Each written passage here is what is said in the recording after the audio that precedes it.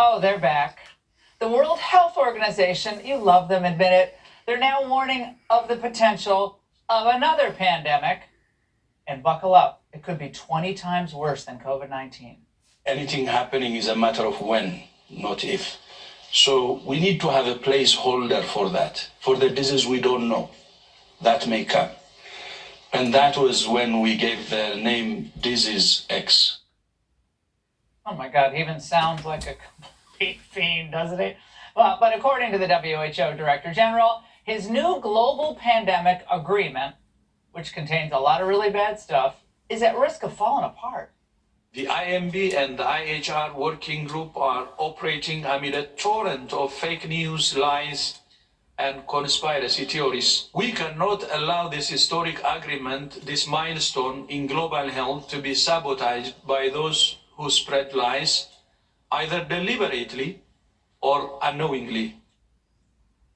Well, let me just tell you, the proposed treaty that has a deadline of May 2024, it would give the WHO control of international supply chains, and it also emphasizes race and equity, among other things. Joining me now, Dr. Scott Atlas, Hoover Institution Senior Fellow, former Trump White House COVID advisor.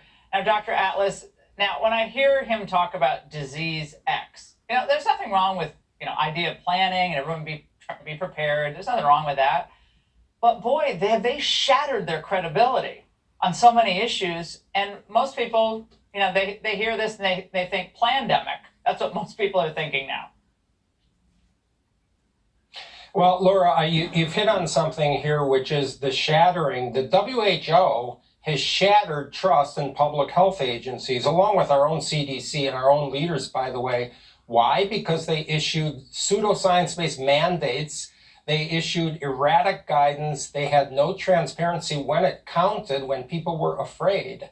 And the reality is, you're right, the accord is a problem because it, A, circumvents Congress, so there's no approval, and it's legally binding. And the problem is not just the mentions of equity more than a dozen times and other social things, it defines health emergency in your country.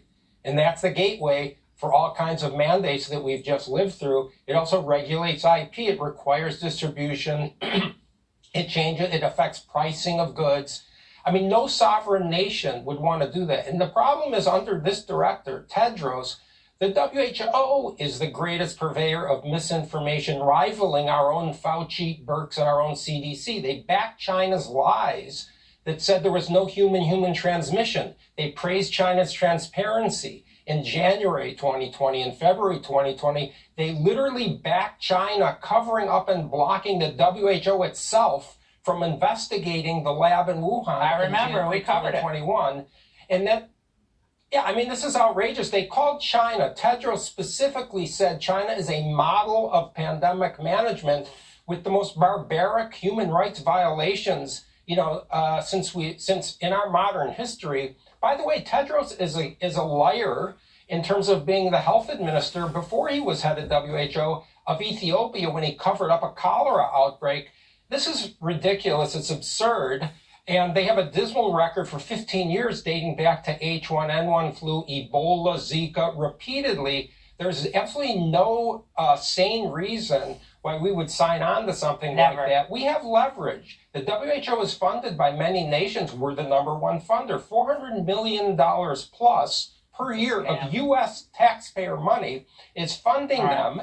And the bottom line is this. Number one, no to binding centralized agreements, no to any more funding at all, to me, for the WHO until there's a change of leadership. And the biggest thing on the table with WHO is we need to investigate what happened and bring some accountability to their gross incompetence and overt malfeasance. All right, Dr. Atlas, accountability number one, and that includes Fauci and everyone else here for what they did. Thank you.